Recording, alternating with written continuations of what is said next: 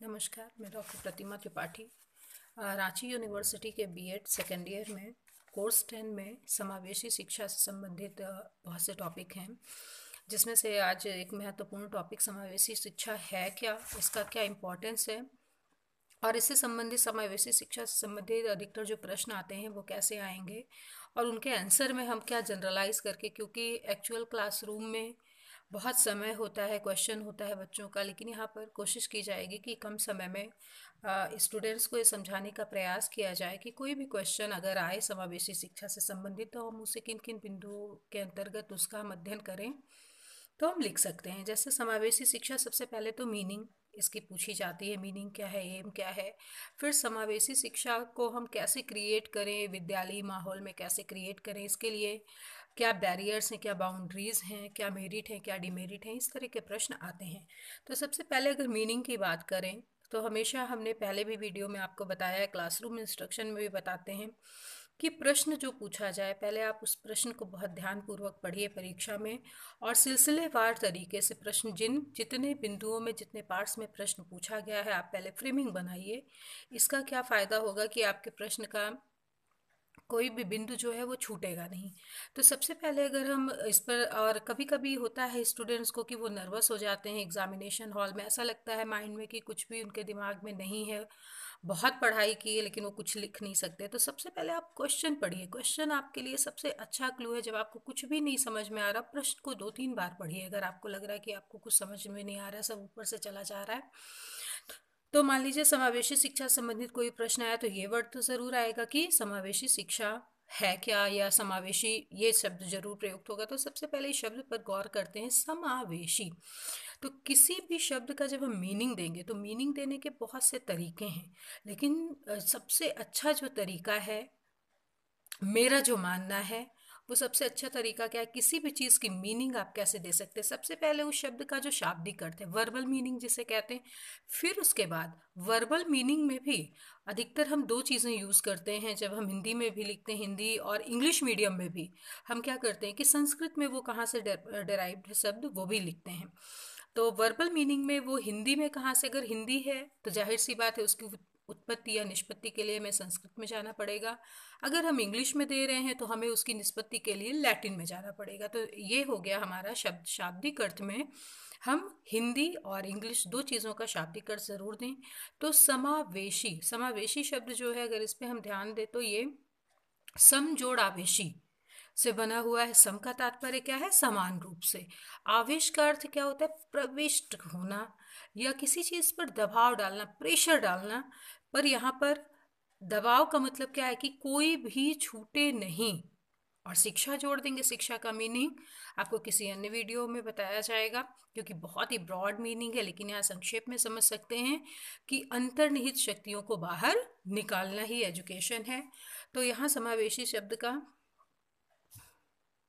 अर्थ क्या हो गया कि अंतर्निहित शक्तियों को बाहर निकालने के लिए एक ऐसी शिक्षा जिसमें कोई भी बाहर ना हो। अब कोई भी से यहाँ क्या तात्पर्य है, सामान्य बच्चों की शिक्षा के लिए यहाँ पर बात नहीं है। यहाँ बात है ऐसे विशिष्ट प्रकार के बालकों के लिए जिनकी शिक्षा को उपेक्षित माना जाता है प्रायः, तो उनको कैसे पढ़ाया जाए। उनके लिए विशिष्ट विद्यालय हैं लेकिन वो बहुत कम संख्या में। तो समावेशी शिक्षा एक ऐसा कॉन्सेप्ट है जो मॉडर्न एरा में बहुत ही ज़्यादा आवश्यक है, महत्वपूर्ण है। क्योंकि समावेशी शिक्षा में क्या होता है कि सामान्य बच्चों के साथ साथ विशिष्ट आवश्यकता वाले बच्चे एक साथ जब शिक्षा ग्रहण करते हैं तो उनकी प्रतिभाओं का समुचित उपयोग होता है, उनके भीतर की जो भावना ग्रंथियां हैं वो समाप्त होती हैं। तो ये हो गया समावेशी शिक्षा का अर्थ। इसके लिए आप परिभाषाएं भी किताब से याद कर सकते हैं, पर परिभाषा याद करते समय आप ध्यान रखिए, बहुत बड़ी परिभाषा याद करने के चक्कर में बच्चे पड़ जाते हैं। नहीं, आपको जो सटीक लगे, पहले आप बेसिक, जैसे आपका क्लियर हो गया कि समावेशी शिक्षा ये, अब आपको जो परिभाषा सटीक लगे उसको याद कीजिए। फिर परिभाषा को, सबसे पहले शाब्दिक अर्थ हो गया, फिर परिभाषीय अर्थ आप दीजिए। परिभाषीय अर्थ के बाद आप विश्लेषणात्मक अर्थ दीजिए। विश्लेषणात्मक या एनालिटिकल मीनिंग क्या होता है, हमने जो परिभाषा लिखी उसके एक एक बिंदु, जो महत्वपूर्ण शब्द आए हैं उनका हम विश्लेषण करके लिखते हैं।